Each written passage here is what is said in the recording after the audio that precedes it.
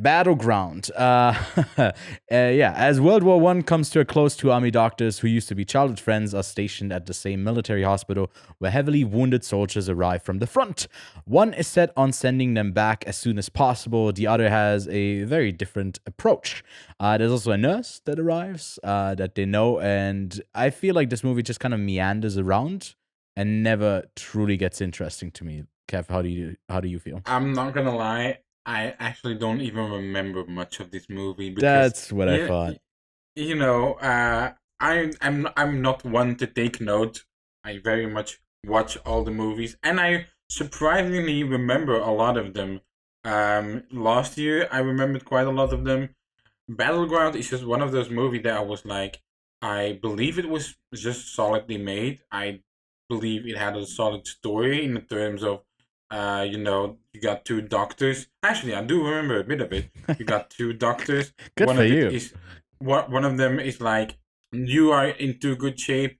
You may go home, even though they Mm. are absolutely injured. But hey, some of them are mutilated Mutilated. Yeah, themselves. yeah, yeah.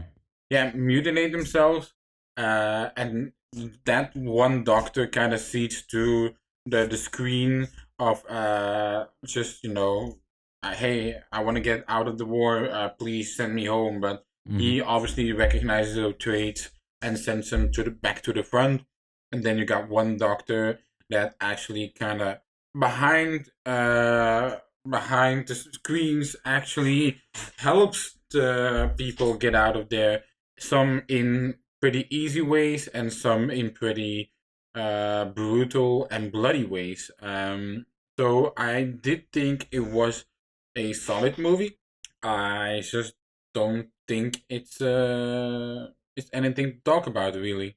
It's really unfortunately forgettable. And like one of the things that I noticed as well, I had this little notebook before I upgraded to the bigger one. Yeah. And I took one page. Also, these are kind of, these shouldn't be sent back to the front as well.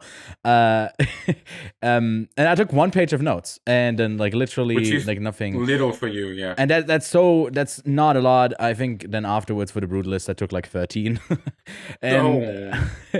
and there was just not that much to write down. I think it starts off with like a hill of bodies where like one of Yeah, them yeah, is yeah. like reaching out, and you That basically was pretty just, gruesome. yeah. And I thought like, okay, a world war film that is about like the death toll of the war front, and then you see that it definitely has a lower budget than, I mean, it's also not interested in, I guess, going to the front and actually seeing like that type of action. But then it's also not as concerned about like the morality of like, sending them back. It's like very much that's the center maybe for these characters, but they're never interesting enough. It's more about like trying to not leak that one of them is maybe not trying to send them back as soon as possible. And there's like a nurse that is between the two, so you kind of got like a trifecta of characters that the main story is It should write driving. itself, but it's so Yeah, underwhelming in its presentation and like just something about it is just like really underwhelming, and I can't say exactly why that is. me neither. It's just yeah, it's unfortunately quite a forgettable film overall. Then we got a second Italian Oh movie. yeah, by Which the one way, is? we both gave it like a 5 out of 10, I think, for that one. Oh yeah, I give it a 6. A six. Again, kind of like the The filmmaking behind it, yeah, when the you got filmmaking behind that, it was pretty good. gets half The a star most more. most of it takes place in a hospital, but they Yeah. do upgrade to another section of the hospital that is also kind of like like harrowing to see, but it it's not harrowing enough to stay in my brain. So yeah, Yeah. sorry.